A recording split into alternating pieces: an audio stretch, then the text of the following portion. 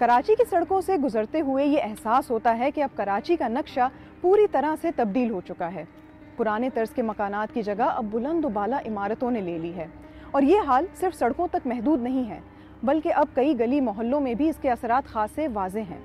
लेकिन एक इलाका ऐसा भी है जहां अब भी पुराने तर्ज के मकानात मौजूद हैं, जो पुराने वक्तों की याद तो ताज़ा करते ही हैं, लेकिन साथ ही एक सवाल भी जहन में आता है कि अब ये घर खाली क्यों हैं, इसमें रहने वाले लोग अब किधर हैं और क्या कुछ अरसे में ये घर भी किसी इमारत की शक्ल इख्तियार कर लेंगे। आइए मैं और आप देखते हैं कि ये घर कब और क्यों तामीर कराए गए थे।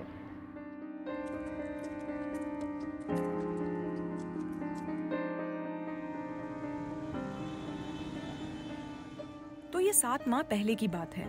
एम ए जिन्ना रोड पर मामूल की ट्रैफिक में फंसने से बचाने के लिए करीम ड्राइवर ने एम ए जिन्ना रोड से मुतसिल एक रोड से निकाला। अचानक बिल्कुल खामोशी हो गई, सड़क साफ हो गई और ऐसा लगा जैसे कराची में रहते हुए किसी और जगह पहुंच गए हैं।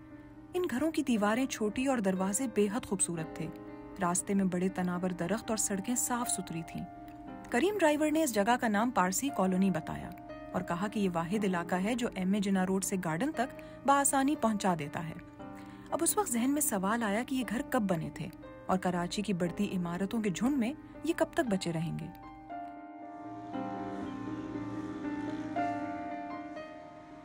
Parsi colony M A Jinnah road और गार्डन के बीच में 2 गलियों पर मुश्तमिल है। यहाँ के मकानात उस जमाने के हैं जब एक ही मोहल्ले में रहने वाले एक दूसरे को जानते थे, और अब यहाँ की खामोशी इस बात की अलामत है कि अब यहाँ कोई नहीं रहता, और जो रहता है वो अपने काम से काम रखता है।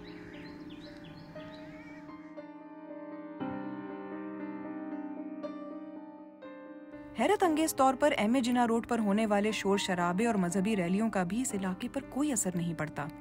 हाँ, ये जरूर है कि इधर रहने वालों ने कई बार अपने तहफ्फुज़ के लिए पुलिस और रेंजर्स की खिदमत हासिल की हैं, ताकि इधर कोई तोड़ फोड़ ना कर सके। तोड़ फोड़ से ज्यादा अब इस कॉलोनी की गुमनामी और गिराए जाने का डर ज्यादा है। अगर इस कॉलोनी के गिर्द देखें तो इसके आसपास कदावर इमारतों का झुरमट है, जो आहिस्ता आहिस्ता तंग होता हुआ इन गलियों की तरफ बढ़ता नजर आ रहा है। पारसी कॉलोनी का पूरा नाम सोहराब कैटरेक पारसी कॉलोनी है, जिसकी बुनियाद 21 मार्च सन 1923 में जमशेदी नौरोज के दिन उस वक्त के सिंध के कमिश्नर J.L. र्यू ने रखी थी। इस जगह पर 58 प्लॉट 1000 गज पर तामीर कराए गए थे। अगर इस इलाके की तारीख को देखा जाए तो 1854 में कराची की बंदरगाह या पोर्ट बनने के बाद यहाँ पर पारसी उमरा आबाद होने लगे, जिन्होंने मैरी टाइम, सिनेमा और बैंकों में सरमाया लगाया और उस वक्त की बरतानवी फौज का भरपूर साथ दिया। लेकिन कहा जाता है कि उनके कराची आने और इसे घर बनाने की तारीख 18वीं सदी से शुरू हो जाती है। लेकिन पारसियों की आबादी शुरू से उतार चढ़ाव का शिकार रही है। मुसन्निफ अलेक्जेंडर बेली अपनी किताब Karachi past, present and future में लिखते हैं कि 1881 की मर्दमशुमारी के दौरान कराची में पारसी कम्युनिटी की कुल आबादी 937 लोगों पर मुश्तमिल थी, जबकि पारसी बरादरी की वेबसाइट कराची जरतुश्ती बनु मंडल के मुताबिक अप्रैल 1995 में पाकिस्तान में 2831 पारसी आबाद हैं और पिछले 10 सालों में मजीद पारसी खानदान यहाँ से बैरून मुल्क जा चुके हैं। अगर पुराने कराची की बात करें तो उस वक्त ज्यादातर कॉलोनी या पाड़े, जैसे कि हिंदू पाड़े, बरादरी की जरूरत को देखते हुए बनाए जाते थे। इसी तरह पारसी कॉलोनी के नजदीक पारसी बरादरी का फायर टेम्पल, स्कूल और काम की जगह मौजूद थी, इसीलिए ये जगह यहाँ रहने वालों के लिए अच्छी थी।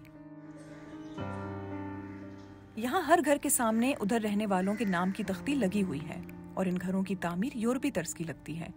यहाँ पहुँचते ही सबसे पहले निगाह पड़ी इन मकानात के सामने बनी बैल्कनी पर। अब बैल्कनी को देखकर ध्यान इस पर लगी ग्रिल पर गया। कहा जाता है कि कराची में जब भी कोई पुराना घर और खास तौर से किसी पारसी का घर बिकता या गिरता है तो सबसे पहले यहाँ मिडलमैन यानी एजेंट पहुँच जाते हैं, जो ग्रिल से लेकर कुर्सी, मेज और दीगर अशिया का सौदा कर लेते हैं।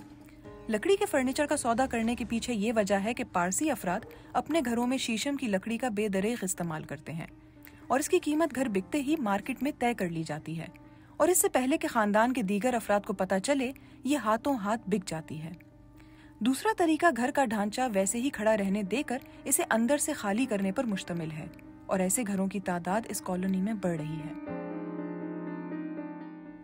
बिल्डरों और कब्जा ग्रोहों से बचाने के लिए इस कॉलोनी को Sindh cultural heritage preservation act 1994 के तहत सन 2000 की दहाई में ऐसी जगहों की फहरिस्त में डाल दिया गया था जिनको गिराया नहीं जा सकता। लेकिन इसके बावजूद ये जगह मुश्किल में है और यहाँ रहने वालों में खौफ पाया जाता है।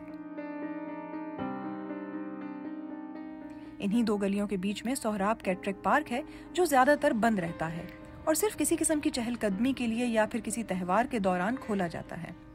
यहाँ मौजूद हर घर के साथ एक घर ऐसा है जहाँ कोई नहीं रहता, और इस बात का अंदाजा इस घर की मखदूश हालत देखकर हो जाता है। यहाँ के रिहायशियों ने घर के अंदर दाखिल होने से तो मना कर दिया, लेकिन घर को बाहर से फिल्माने पर कोई पाबंदी नहीं लगाई। तो फिल्म करते हुए जब पार्क के अंदर जाने का इत्तेफाक हुआ तो बताया गया कि अब इस पार्क में इतने लोग नहीं आते, क्योंकि इलाके में अब ज्यादा घर आबाद नहीं है, और इसी तरह किसी त्यौहार के दौरान इसी पार्क में बना कम्युनिटी सेंटर आबाद हो जाता है, लेकिन ये बेशतर औकात खाली रहता है। इन घरों में अब 1-1, 2-2 करके लोग रहते हैं, लेकिन कहा जा रहा है कि कुछ अरसे में ये भी यहाँ से चले जाएंगे या फिर अपने घर बचाने की तगोदो में लगे रहेंगे।